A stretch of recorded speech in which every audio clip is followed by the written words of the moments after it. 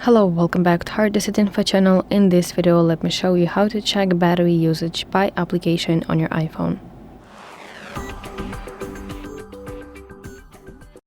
So on your phone, let's open settings and tap on section battery. Now, if you scroll down, you'll see here this section that's called battery usage by application. And this is the list where you can see which specifically applications consume the most battery. So applications that consume more than 25% are considered like hungry applications.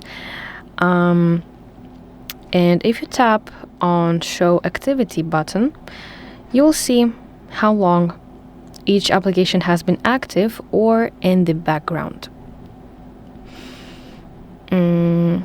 And if this application consumes significant power in the background, then you should consider restricting the background activity of specific applications. So let me show you how you can do that. You want to go back to home page of settings. Now let's tap on General. And here you will find section Background App Refresh. And please disable this for specific hungry applications.